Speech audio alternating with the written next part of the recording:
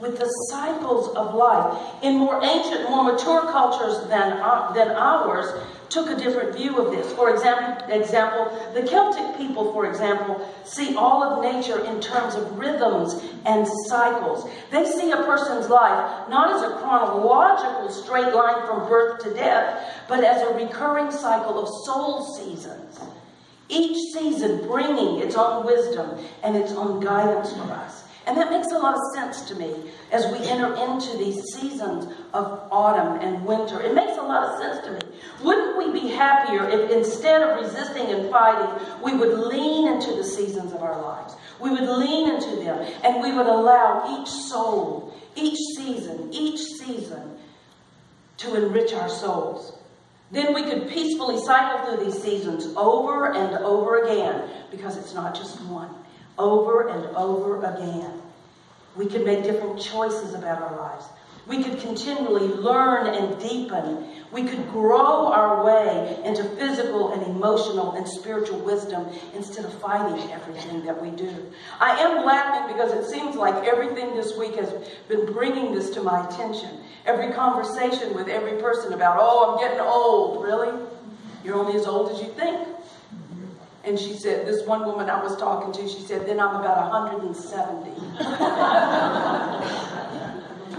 We all know the cycles of our lives. We all know what the winter time in the soul feels like.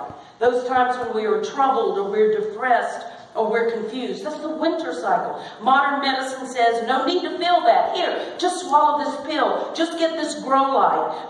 You'll feel better if you'll just do all of this stuff. And I'm not knocking that. I think there's nothing wrong with helping yourself if that's where you are. I think sometimes it's necessary. But I'm asking the question, if we want to heed our own natural instinct to become quiet, which is what the wintertime is calling us to do. We call it depression, but the reality is that this cycle, called the winter, is calling us to deepen, to go within, to be in the silence. What would happen if we were to heed our natural instinct and realize that this is just a cycle, that this is part of bringing our soul to a deeper place, slowing our activity, except for you crazy nuts that get out there on the ski slope. Most of the world slows their activity, except for you.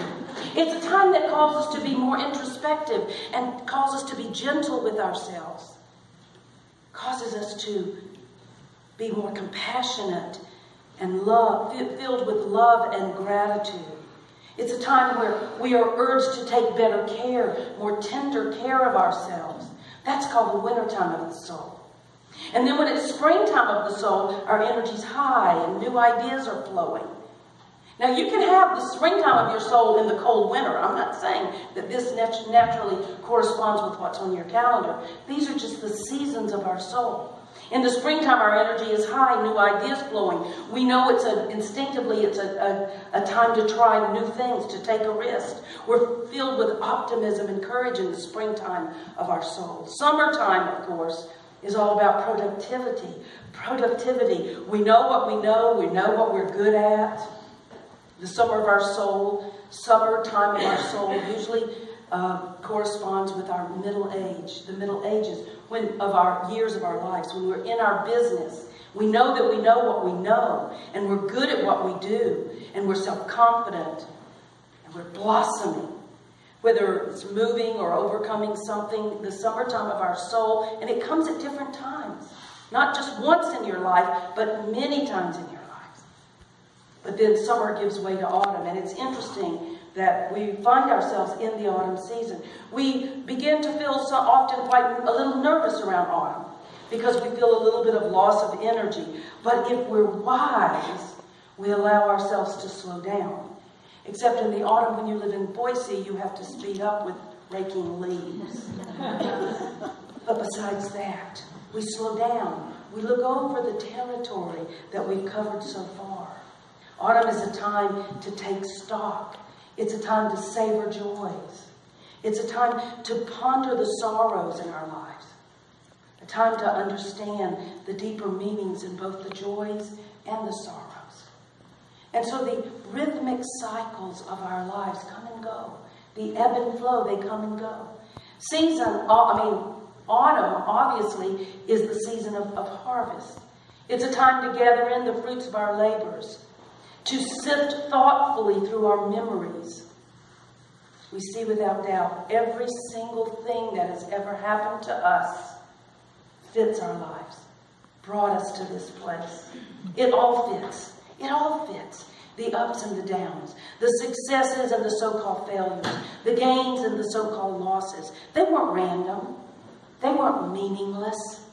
They happened for a divine purpose. With the maturity of autumn, our spiritual eyes are wide open, and we can see that there's a kind of order and unity in what's happening in our lives, in the whole thing that's going on. We can see that there's meaning and unity and purpose to our lives. There's central themes, central lessons that have played out again and again throughout our lives. Autumn is a time where we sit and we remember, I have felt this before, I've done this before. There's a central reason for this. Something's on our thing. So we reflect on the patterns and we begin to understand more deeply who we are, why we've made the choices we have made. We begin to understand that maybe, just maybe, we came to this life with a soul assignment. A soul assignment. And we want to explore that at a deeper level, often in the fall.